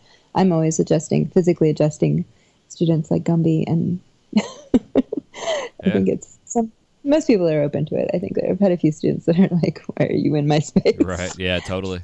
Well, I always look at it like I love getting some good tunes going and getting a jam going and like just dancing with my torch, because that's all it is. We're up there dancing with our flame, and helps Yeah, I us like helps that. us get that flow state going a lot better, because then we can really get our shit going. Because like you're saying, it's amazing just the nuances of movement that we make. Just like the slightest little bit of movement, it just changes everything you do in your glass. Yeah, yeah. Damn gravity. Yeah, I know. It's like people are always like, what's your favorite tool? And I'm like, well, besides my torch, probably gravity. Gravity, right. That's good. Yeah, and then my spoon and my butter knife. But that's whatever. Yeah. So speaking of flow and stuff, I wanted to cover too. You're an aerial artist, and you like to tie yourself up and swing around like a crazy monkey, which I think is freaking awesome. Yeah, it's super fun. Yeah. So how long have you been doing that for? I've been doing it off and on for 6 years, I guess. Um, some big offs because, life stuff. Yeah. But yeah, so much fun. And I started because I thought it would be good exercise, which is very good exercise. Takes some amazing strength to just even hold yourself up, Yeah, imagine. pull yourself up. And it feels nice to be able to to know that if I were hanging off the side of a cliff that I could, save myself. Which, I don't know. It's hard. Especially I think women they're not innately born with that upper strength like men are. Mm-hmm. So yeah, so I really enjoy it, and it's nice. Also, meditation. Glass is such a nice way to be in your thoughts, and aerial also can give you that. And sometimes you just need to, sweat. Yeah, exactly. Do you do it mostly for exercise, or do you perform also that way? I do it mostly for exercise. I've done a couple of little tiny performances, which is super fun also because it's fun. It's fun to perform. It's fun to be part of a production. But yeah, no, I do it mostly for me. And also, it's inspired some of my sculptural stuff for sure, I would say. Yeah, that was part of what I wanted to ask you to see that transition, because I definitely noted that you do a female form, and a lot of the poses that you do are in that similar pose that you would be in when you're all wrapped up in the sheets and the cloths and stuff. Or what are those Yeah, called? What do they call, like a ribbon or something? What would you call it? Yeah, that's tissue or fabric. Okay. The aerial fabrics. I did a series of women sculptures that were aerialists that were with actual fabric, Neat. so they were tied up in it. And then on these I had a forger making these metal tendrils that came off the walls. They were really pretty. It was a nice piece of body of work. I'd love to revisit some of that, but I don't have the time to do all the things. It's so hard. Yeah, no kidding. Yeah, because we were talking about you're getting ready to head off to Alaska here soon. Yeah, I'm going to Alaska on Thursday to blow glass at this cannabis music festival. Yeah, it's in Anchorage. I don't know exactly what I've gotten myself into. I'm super excited, and I put a link to it on my social media. If you guys want to check it out, or if any of you are in Alaska. Yeah. So I guess on that being said, because being myself, my profession is I'm a demonstrating artist all day long on stage blowing glass.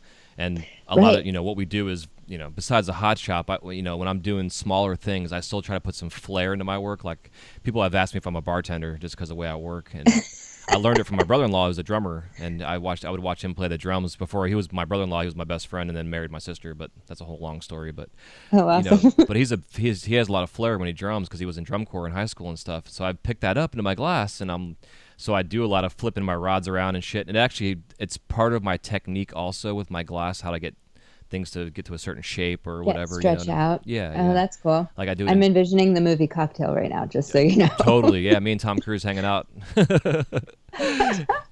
So, but yeah, so making marbles is not the most exciting fucking thing in the world to watch. So, I guess in terms of a demonstration, like how do you go about demonstrating making? I mean, is that what you're gonna be doing? Or are you making your marbles? I mean, I guess I should assume here. I will be making marbles. Yeah, right. Because it's a lot of just watching glass melt. Yeah, right. Yeah, and then watching it cool. Yeah. I love demoing. I talk a lot, I think, while I'm demoing, because there is a lot of downtime where we're just waiting for it to get hot. So I think it's a nice time to talk about, chemistry of glass or history of glass, or, people ask me all the time if I've ever set my hair on fire. I get that a lot. I guess I should put my hair up, which the answer is no, by the way. Good. Yes, but not on the porch. Knock on wood. Yeah, I did burn all of the hair off my face once, but not blowing glass. The hell were you doing? I was lighting I was in the studio and I was lighting this camper heater someone had given me. It's like a propane heater and it had a piezo.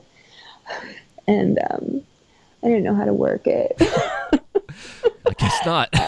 I know. And like I was trying to light it and like I turned the gas on. I was like hitting the piezo and nothing was happening. And so I like stopped and let the gas like dissipate. And then I did it again and nothing was happening.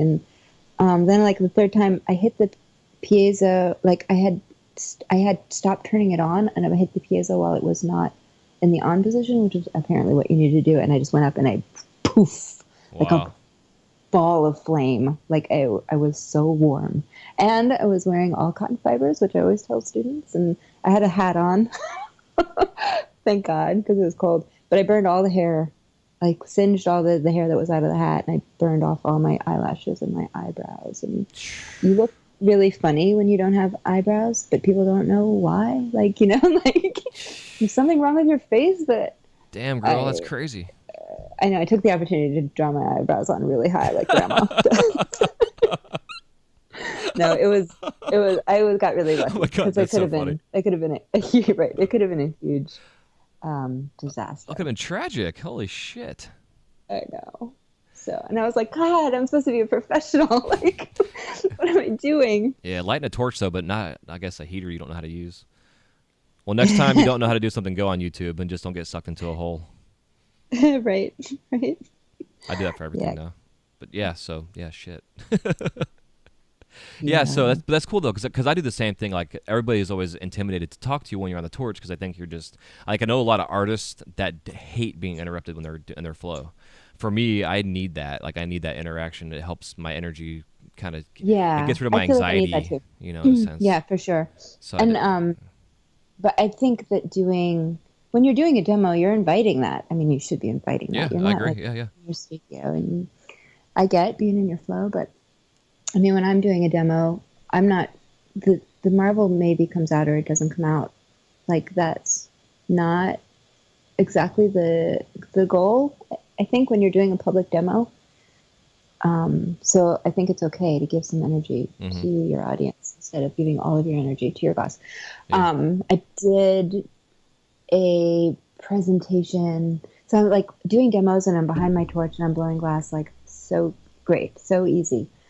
I did a demonstration for, I think it was for the Gathering, or something where they filmed me ahead of time. And then I had to stand at a podium talking about the demonstration. And that was terrible. Yeah, that'd be nerve-wracking. Oh my God. It was awful. So here's It was like, Oh, go on. No, go on. Sorry. no, I was that gonna was say. it. I was, Oh, go on. you say something and then I'll talk. and I'm done. I'm going to keep my mouth shut. Okay. I'm going to drink some water right now. Okay, perfect. So just on a side note, because this whole conversation has been all side notes, which has been a lot of fun. I heard a guy today talking about one of the reasons that human beings are innately designed to be nervous to give speeches. They say it's like the scariest thing we do, and he was saying it goes back. It's like a genetic thing that goes back to our like roots of being cavemen, and when you have a lot of eyes watching you, it was usually predators. So instinctively, Yeah. we see all these eyes looking at us, and we think that, oh my God, they're all going to try and kill me. I got to fucking run or fight for myself. So it gets that way. But those that can give a speech, you know, I mean, obviously you get past that shit. But yeah, I thought it was interesting. I never thought about that deep core kind of concept. I mean, it could be complete horseshit and just two and two together kind of thing, but it made sense to me. You know? Yeah, no, I buy that. I totally buy that. Yeah. They're all trying to eat me. Yeah, exactly. So. I hate giving speeches now. I will avoid it. Well, I guess they always say when you're on stage, you should think about everybody being in their underwear. So instead of thinking about them being in their underwear, think you have like a pack of hyenas out there in the audience trying to eat you. Maybe it'll make your speech better. Great, or it'd be much worse. Yeah, exactly. Saber-toothed tigers out there hanging out, waiting to eat your face off. Something. All right, next time I do a speech, I'm bringing a weapon. Yeah, you walk out there with a spear. Yeah, be like, okay, Yeah, totally. You should, man. Like whole I'll make caveman. I'll make it out of glass, you know. Yeah, exactly. That'd be hilarious. Just make sure you give a plug for the podcast.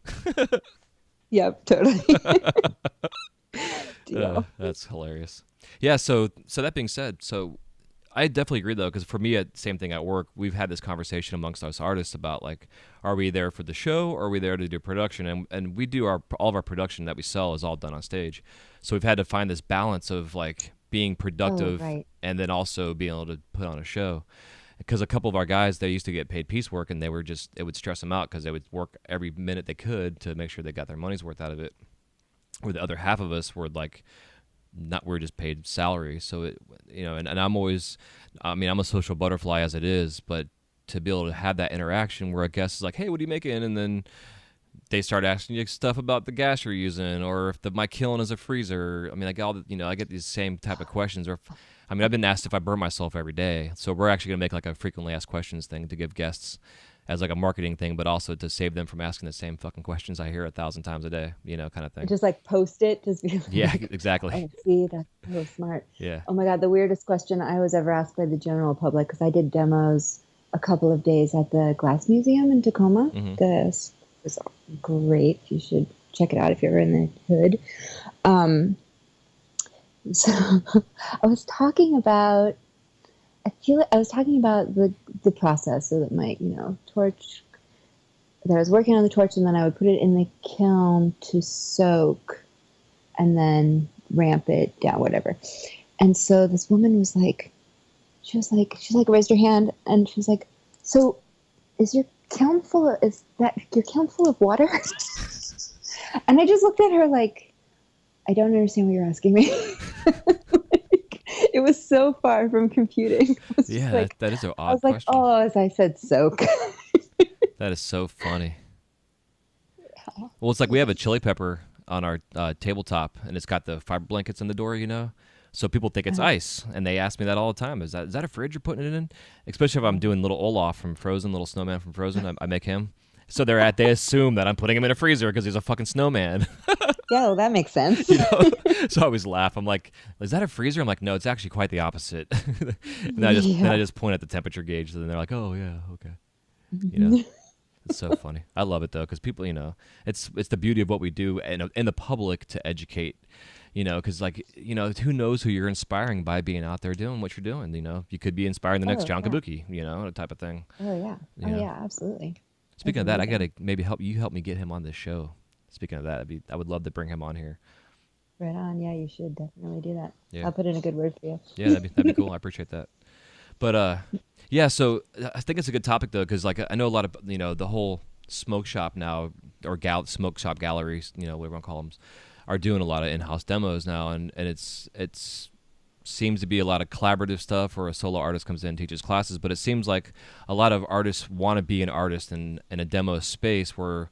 That's not a bad thing, but if you're going to be interacting with the public, it maybe not be your best quality art that you're doing, but more of your best performance or your best whatever. That isn't necessarily, because like you're saying, the performance and the discussion with the audience is also an art form. Giving a speech is an art form, when it comes down to it. Like the comics out there, the comics that are the best in the world, or it's an art form for them, type of thing. Yeah. Absolutely. So I think it's important to have that concept and mindset, unless of course you're doing a competitive demonstration, then obviously you want to win, then you're going to give it your best. Yeah, then it's different. Well, the frame off, right, there wasn't a whole lot of audience interaction, because it was ripped off when you're on stage, and there was so many glass blowers going. It was loud, and it was easy to just be in your zone. Before we stray too far, do you know Bill Rasmussen? Speaking of Disney glass blowing, I know who he is. I haven't had him on the show yet, but yeah, I know the family, because they initially started our shop in Disneyland, and then we took it over. Yeah, he's who taught me how to do figures. Oh no shit. Okay. Yeah, he's awesome. Is he? He's still alive? I don't know. Actually, I don't know. I know that his wife passed away, and yeah, I don't know. Yeah, because I had Kemp Curtis on the show, and he learned from the Rasmussens. He was like early on, he was an ice cream kid working at Disneyland, and then met the Rasmussen brothers, and then got hired on by the Arribas brothers, and then came to our store in Florida and started that shop. But we went through his whole history. He's got like 70 years of flame working behind him. Yeah, it was a fascinating conversation. Yeah. And Bill is amazing. Yeah. All those guys are. It's amazing, the old school trailblazer sculptor, solid guys that were out there, that we wouldn't be doing what we're doing as pipe makers if it wasn't for those guys. Yeah, no, it's true. It's true. Trailblazing. Yeah, it's amazing. I mean, even you're saying about doing silver fume inside of a piece of tubing. you know, I mean, in a sense, and you're like getting bitched at for it, but because again, you're trying something new, and that's the only way to learn this shit is to just to put it out there and try something different. Yeah, we have to fail to learn, right? Yeah, exactly. Maybe not. No, Bill taught me an interesting thing. I know that you wanted to talk about pricing and stuff. Mm-hmm.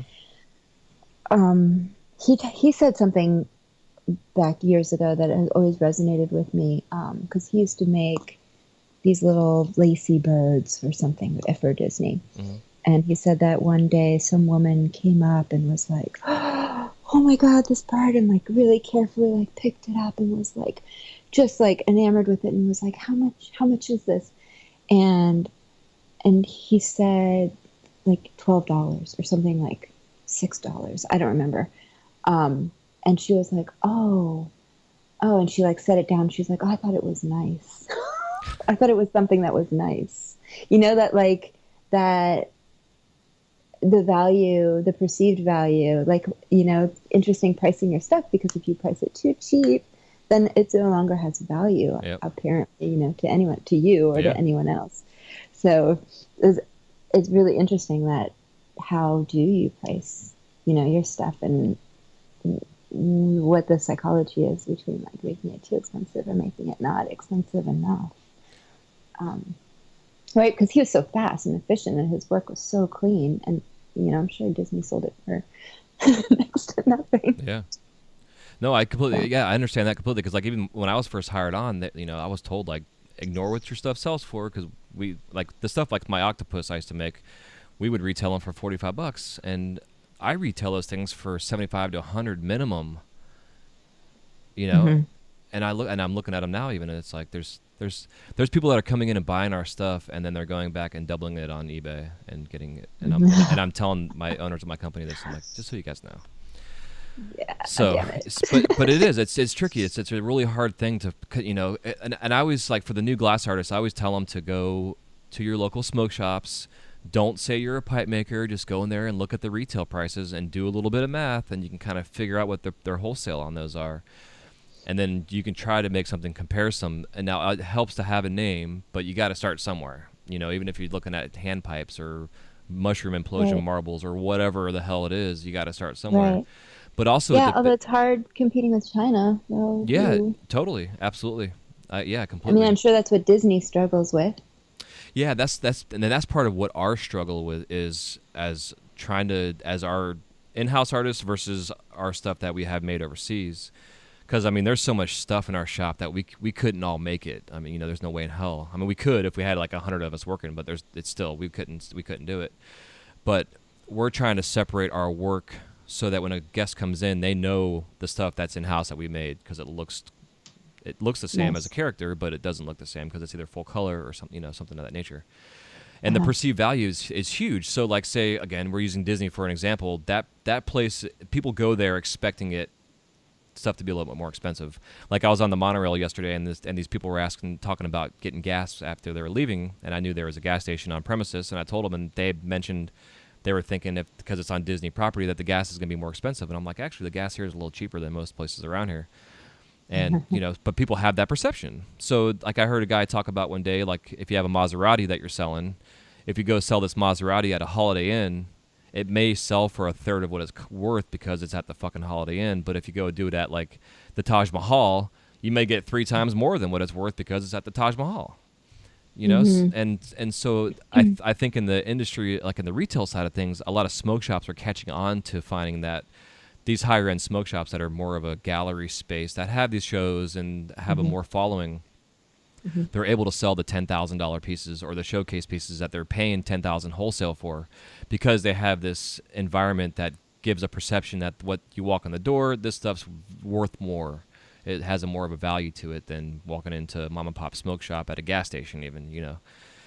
So Right. it's not to be picky about where you sell your work. So if you have, I mean, it is, but if you have a smoke shop in your area that you feel could have a better benefit from you going in there and saying, hey, if I could help you guys increase your look of your store or give you some ideas on how you can make your place look better. I mean, I don't know. There's things I've thought about like that, almost doing like a consultant type of thing for a local shop to help them get a better view or a better look, or you know what I mean?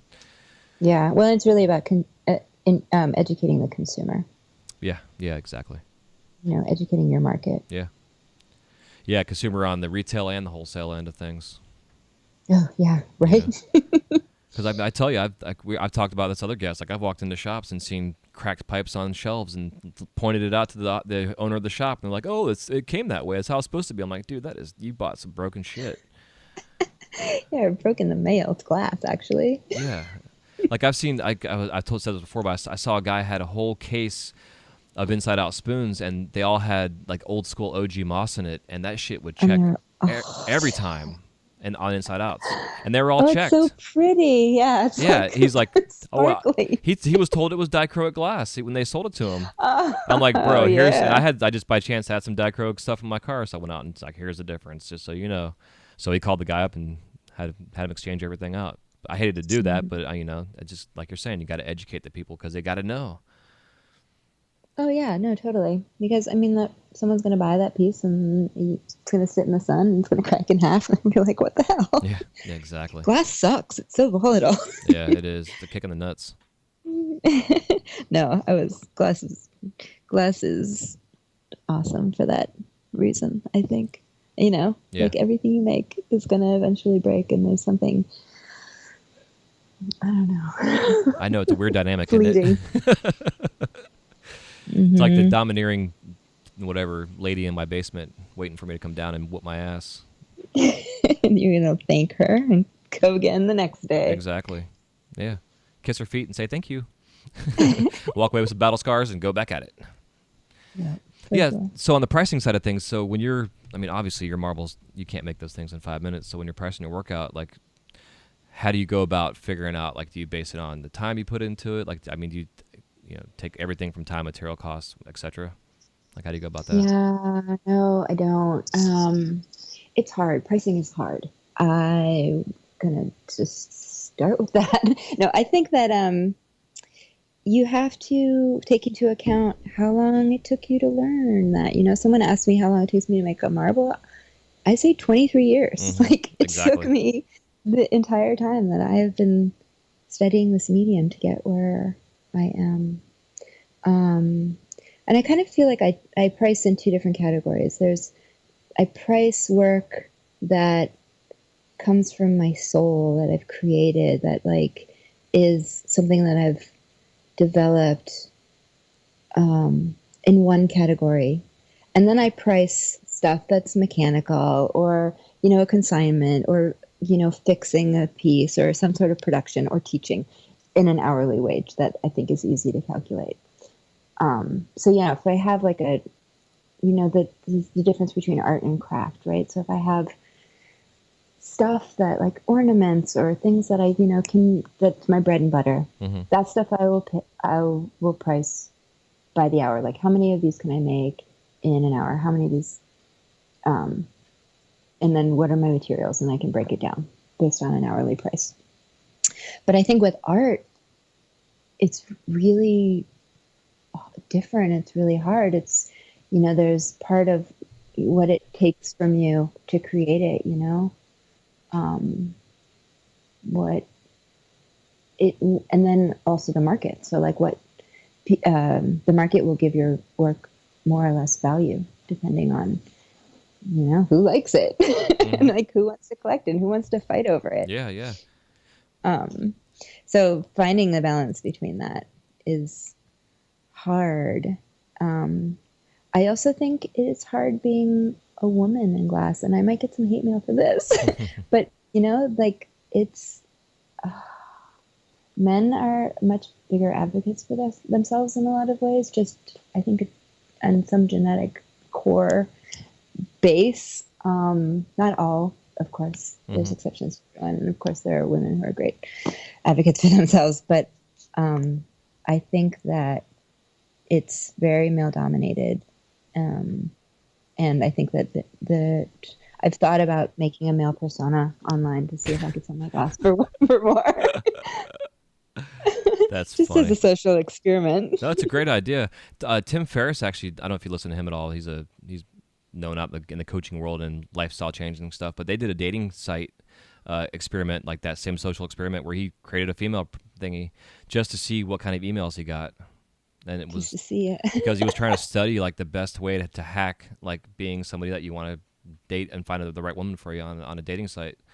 So they were like, okay, so how do we actually reach out to a female in a manner that won't be disrespectful? Because every email he received was like the most disrespectful shit he could have ever gotten. You know, and that, like what you're saying, like I love seeing the various different females in the industry and all their different pages, like sharing your life, like you're showing all your stuff on there. Some stuff's sexy, some stuff's art, some stuff's your family. It's like a little bit of everything, and I think a woman's appeal should incorporate all that stuff on there. But not a man's, or both. I think a man should too. Totally. Yeah, Like I don't know. I have selfies and pictures of myself and my family and my lifestyle and my glass and I've actually been thinking about lately about creating a page just for my functionals, just to pull that stuff off my personal page and just create just something for my pipes.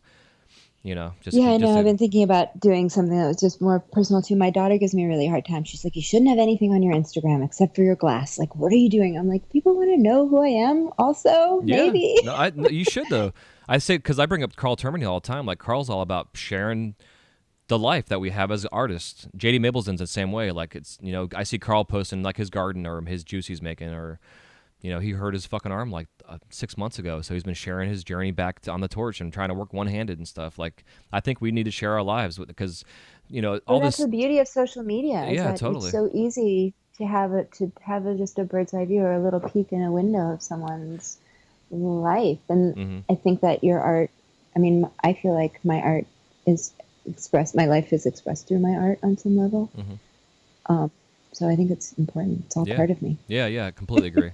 Because I'm the same way. Like I'm as transparent as I could probably be. I'm probably sometimes too transparent. But me too. Whatever. I don't care. But it's like I'm all about no filters, no bullshit. This is my life. Here's the bad times. Here's the good times. I'm not going to show you my best angle in the 5th picture we took and blah blah blah. Like, here's the first take and this is how it goes. Like with this podcast, like I was saying before we started, like I was spending 30 hours a week editing out all the lip smacks and ums and every little detail I could to make it sound like the best I could. And I liked doing it, and it was fun, but it took me 30 hours a week. Do I need to do that now? And I think the show now has a better production value being real. Nice. Yeah, it's real life. Yeah, exactly. It's good. Yeah. Hell yeah, dude. Well, I think we covered everything and anything possible. That's fun. I know. Good job. Good job, us. Yeah, good stuff. I appreciate that. Yeah, definitely. So that being said, I think we should take a quick break to thank our sponsors, and then we'll come back, and it'll be time for us to crash the kiln. Okay, great.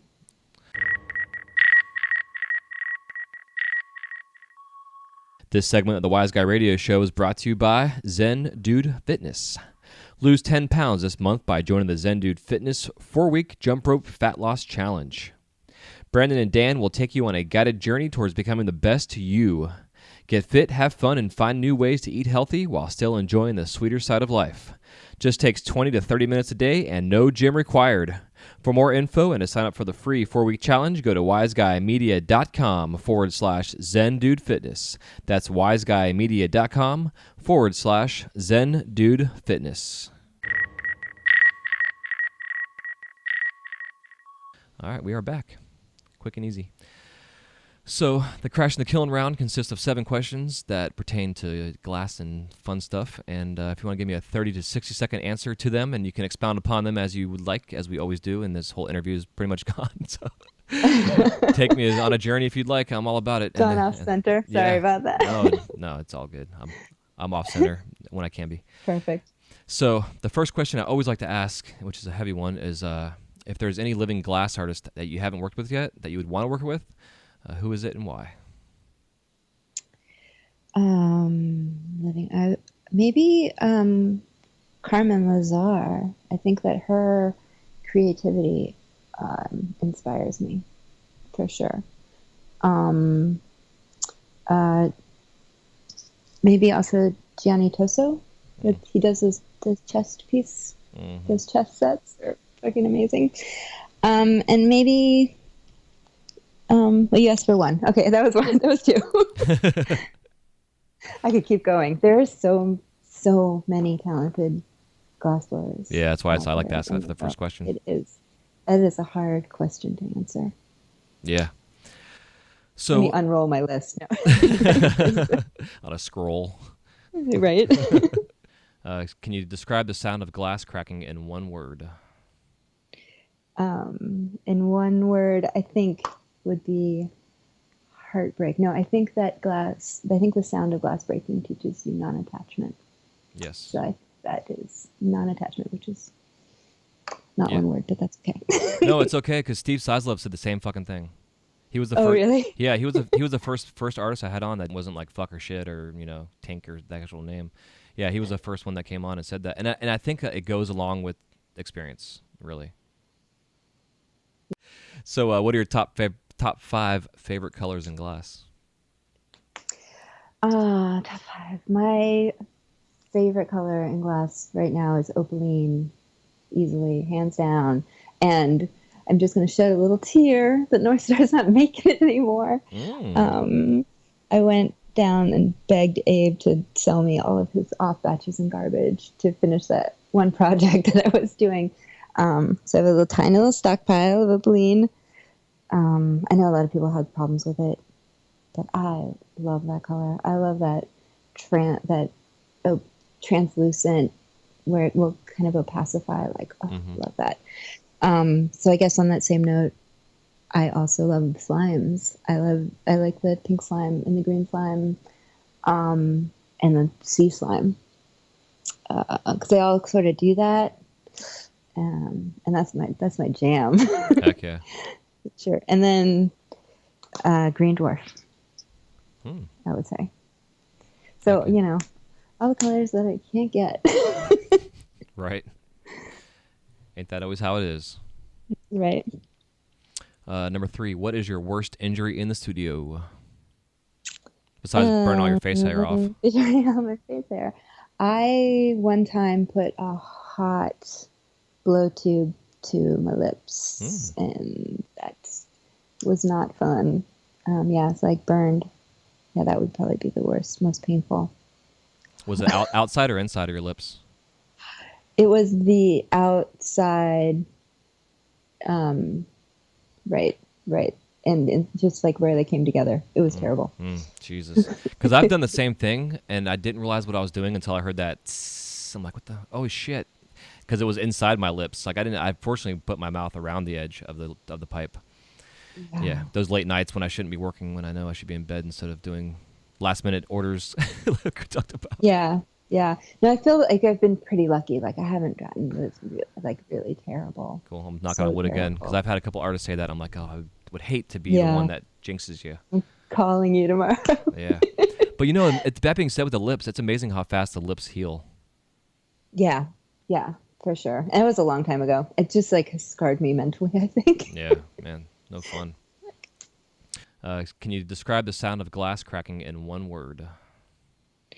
In one word, I think would be heartbreak. No, I think the sound of glass breaking teaches you non-attachment. Yes. So that is non-attachment, which is not Yeah. one word, but that's okay. No, it's okay because Steve Sislov said the same fucking thing. He was the Oh, first. really? Yeah, he was the first artist I had on that didn't cuss. That wasn't like fuck or shit or Tink or the actual name. Yeah, he was the first one that came on and said that, and I think it goes along with experience, really. When Yeah. it comes Well, down I to think it. it's an important lesson in your life to practice non-attachment Yeah, in yeah. everything, and you get to look that in the face every day when you're a glass artist. Yep. Do you have any glass blowing themed tattoos? I do. I have kind of my blue torch flame on my wrist, Cool. on my arm, my forearm, Neat. and a dragonfly, Heck yeah. which is also the theme of my life. Yeah, I love your little dragonfly sculptures. That being said, real quick, I meant to ask you that earlier. When you're doing your dragonfly wings, like I noticed they have a texture to them. Is that a press that you're using, or are you using like a tool It to? it is. No, it's a pineapple press Oh, that okay. Jim Moore makes. Smart. Yeah, because I saw Yeah. that kind of that. Because I know, like, I've seen that pattern in other things out there, but I kind of wondered if that's what it was. Yeah, it's fun. I know, and I bought that tool. It's kind of like it was for this one project, and I was like, do I want to buy this $200 tool for this one thing that I maybe will never use? And I use that thing all the time. I've really incorporated that. I love that pattern. So, and I did a whole corset with that press. So it is definitely, it's earned its value. Nice. Cool. I'm glad you shared that. Thank you. So when you're in the shop, do you listen to music, watch TV, or do you do both? I do not watch TV. I had a shopmate for a little while who was doing that. And when she first started, I was just like so resistant to it. I was just like, what is going on? But I get behind it. I listen to podcasts a lot. So that's sort of the same thing. Yeah, yeah. But I listen to music or I listen to podcasts. Cool. And during the Christmas season, I listen to books on tape because I can just make ornaments like a machine and listen to something, Yeah, absolutely. Yeah, books on tape. Yeah, that being said, to give a little plug, if you haven't yet done it so, you can go to audibletrial.com/wiseguyradio and get a free 30-day trial and then a free audiobook for signing up. And yeah, just go nice. to... Awesome. Yeah. I'm going to do that. Yeah, it's killer. And yeah, it's fun. I like the audiobooks. What are some of your favorite podcasts that you listen to? I've been listening to S-Town currently right now. Is that the Serial spinoff? It is, yeah. And I listened to Finding Richard Simmons. I've been wanting to check that out. I just saw that the other day. It was great. It was really great. Yeah. It's short. You can zip right through it. And This American Life I listen to pretty religiously. Hell yeah. One of my favorites I've been telling everybody to check out is The Way I Heard It. Oh, yeah? Mike Rowe does it. Yeah, you gotta check it out. It's they're like 6 to 8 minute long episodes. The first season and a half or so, his intro ads were a little long, and he just recently, I think, got people complaining about it, so he shortened them up. But but he tells these stories, and the story revolves around something that we all are very familiar with, or something that we're maybe not familiar with. But the punchline is always he gives you the name of the person at the end of the end of the talk. But it's somebody that's made like a major impact in some kind of way in our life throughout the world history of the world. And because Mike Rowe did like the Dirty Jobs and all those different shows over the years, and so like his voice is great on as a podcast, anyways. But to listen to this way he narrates, he writes it, narrates it, and everything, it's fantastic. Like I literally get goosebumps from head to toe at the end of every episode that I've heard. Oh, that's awesome! I'll check it out. That sounds really good. Yeah, it's good shit. So the last question I always like to... Oh, yeah, another one is hardcore history. If you like history. Oh, yeah? Yeah, Dan Carlin. And like his series, he'll do like a 4-part series, and it's literally like 50 hours long. Like it's crazy. The production value of what he does on these shows are incredible. I have to like break them up because I start spacing out and missing out on things. But like he did the whole history of the Khans. It's called The Wrath of Khans, one of the ones I first listened to. He did a whole series on World War I, World War II. I mean, I feel like I was somewhere in there listening to that. Like he just puts you like right there on the battlefield. Like it's incredible the way he could read you a children's story time book or an instruction manual, and you'll just be completely intrigued because of the way that he talks and narrates. Oh, that's great. That's nice. Yeah, it's good stuff. Can you hear my dog snoring next to me? I'm trying to wake him up. That's hilarious. I cannot, but that's pretty funny. What kind of dog? He's a little mutt that I just adopted. He's an old man puppy. Oh, he has his own Instagram. His name is Messy. Messi. Messy the dog. My daughter made an Instagram for him. He's hilarious. And I didn't name him, but the name fits because he's a total mess. That's cute. Hell yeah. But so my last question is, what are your top 5 favorite tools? My top 5. So, besides my torch. Besides your torch and your glasses. And besides my glasses. Oh yeah, I love my glasses. I guess I use mostly a graphite pad and a marble mold and my tungsten pick and my pineapple mold. My pineapple press. That we just talked about. Heck yeah. So, I guess on that same note, I wanted to ask you before too. I meant to ask you when you did that the dress that you made or the corset with the press. Yeah. Did you find that you got any kind of pain in your shoulder after pressing so many times? Like any kind of like tendon pain or muscle pain? No, I didn't. But I do a lot of upper body exercise, Yeah. which I really think helps me with my glass blowing. No, I You know, agree 100%. I do jump keeping. rope fitness, so I'm in the same Oh, boat. nice. Yeah, that's true. But like the aerial, really, I spend a lot of time stretching, and that having that core strength it really helps my back. So no, I didn't. And it's not the pineapple press is not that it's not that hard to push. Right. It's not that stiff, Well, the reason I'm asking is because like I'd make a lot of flowers at work, and I did like a whole run, like 100 flowers in like 3 days or some shit, and just Uh-huh. pressing like, and each flower has 6 petals, so like after pressing like 600 petals, basically, you know what I mean? I felt like I woke up the next day and I was like, God, my shoulder's killing me, and I wasn't sure if it was just from like a muscle I don't use all the time because it's like it's a weird Right. internal thing, Right, just that repetitive motion for Yeah, sure. so I just wanted to ask if that's something. Because I'm sure you probably did. I mean, I don't how many pieces. Do you know how many pieces were in that particular one that you did?